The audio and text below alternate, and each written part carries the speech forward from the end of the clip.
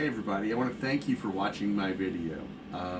Today we're going to be talking about the vagus nerve. Now the vagus nerve is getting a lot of attention lately throughout the media and the medical world, and for good reason. They're discovering that they can treat depression with it, they can treat inflammation with it, they can help your memories with it, because literally the vagus nerve secretes enzymes that help you create memories. The vagus nerve secretes enzymes that help your gut and the inflammation of your gut. The vagus nerve is responsible for your heart rate. It's responsible for your breath rate. It is responsible for so many things. Vagus nerve, that gets its name vagus, because vagrant, means the wanderer. It's the wandering nerve. It originates from the base of your skull, about right here, and deep underneath here, and it goes down, innervates your lungs, your throat, your heart, your kidneys, and most importantly, or as importantly, your gut. Now, it is the gut-brain connection. It's what's sending the information from your gut to your brain, letting the brain know what's going on. Kind of interestingly enough, it gives more information to the brain than the brain gives to it.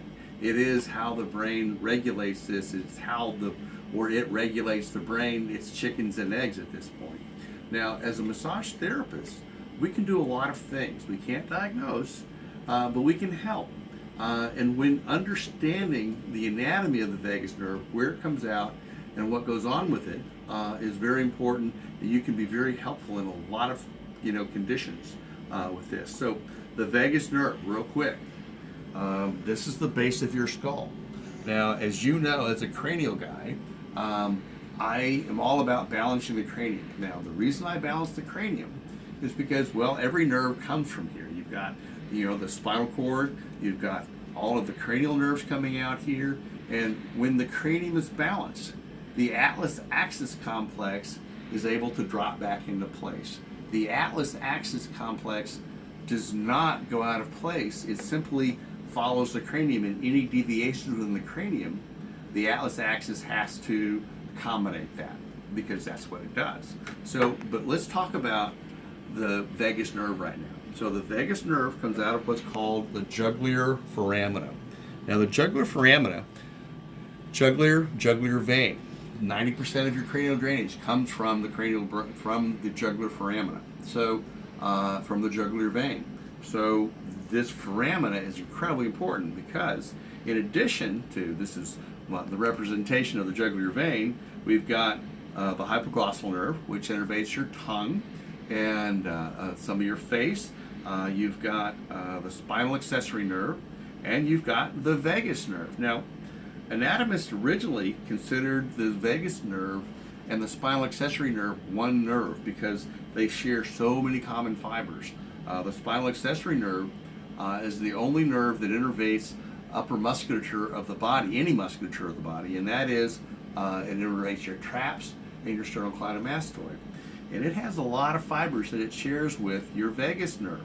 And when you think about vagus nerve entrapment, or any type of entrapment of this foramina, you're affecting all of the cranial drainage, you're affecting every single organ of the body, and you're affecting heart rate, you're affecting mood, all of those things.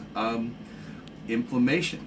So what we can do as massage therapists, especially as cranial therapists, is first to begin to create, balance within the cranial membranes.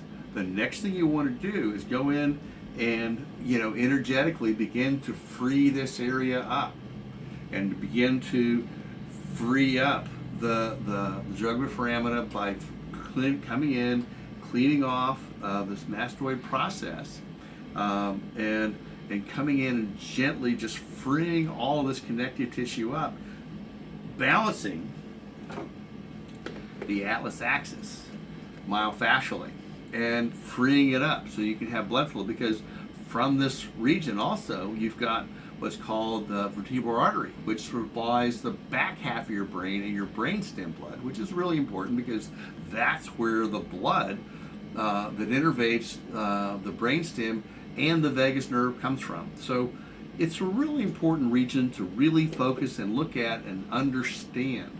And the opportunity is to study more. So at any rate, study your anatomy, know the vagus nerve, and you can do some amazing things. Thanks for watching. Bye-bye.